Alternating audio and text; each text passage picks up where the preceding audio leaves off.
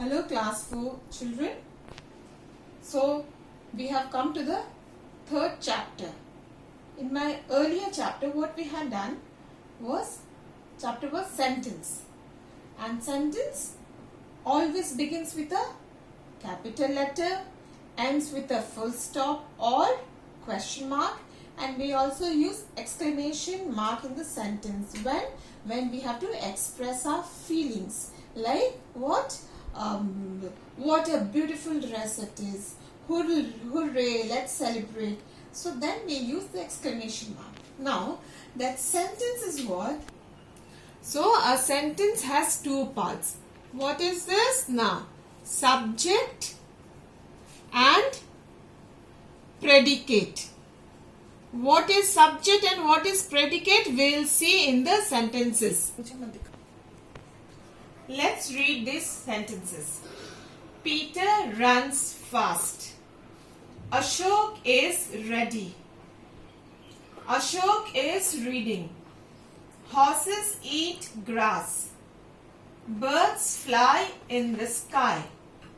Girls are eating ice cream.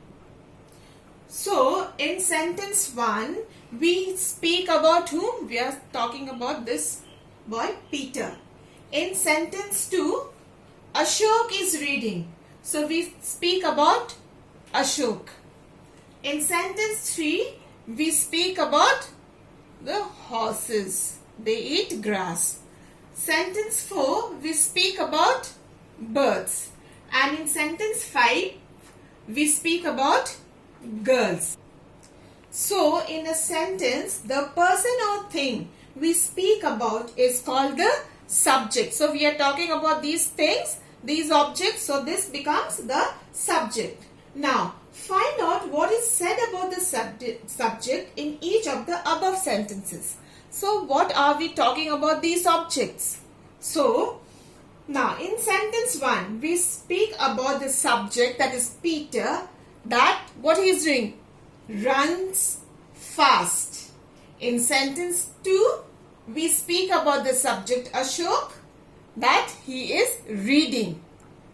In sentence 3, we speak about the subject horses that eat grass. Sentence 4, we say about the subject. Subject is birds, that they fly in the sky. And in in sentence 5, we say that the subject, that is girls, that they are eating ice cream. So in a sentence, the person or thing we speak about is called subject. And what is said about the subject, what we talk about the subject, is called the predicate. So finally what it is? A sentence has got two parts, that is subject and predicate. So a sentence has how many parts? Two parts, that is subject and predicate. When we talk about in a sentence, when we speak about a person and talk, so every sentence has two parts, subject and predicate. Let's see from your book. Now look here. A.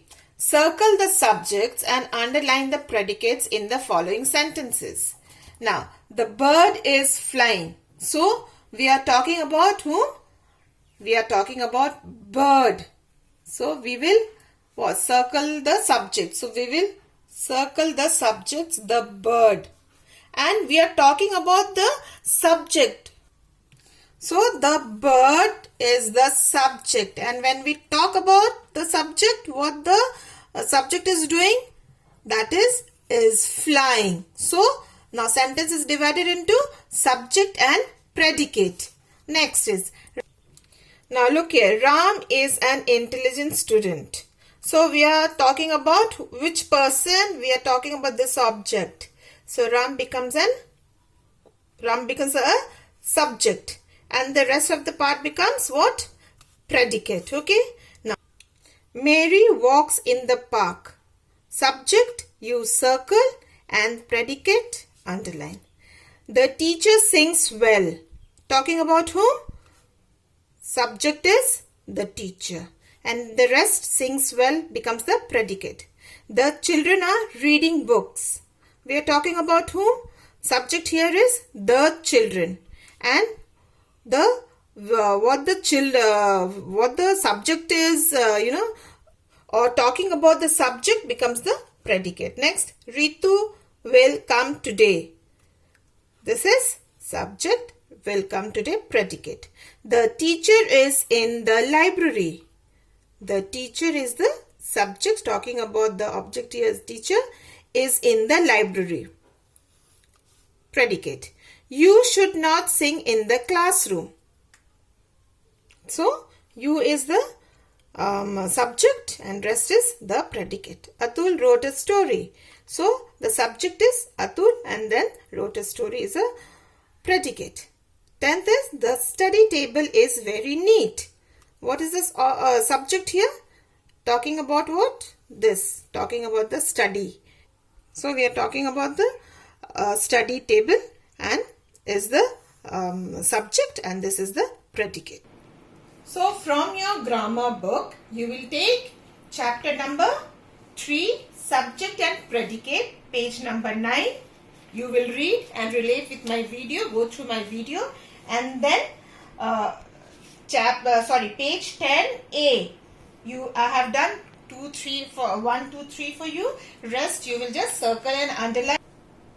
You will circle and underline subject and predicate. And the next video we will do subject in command and questions. I hope you have understood. Thank you, children.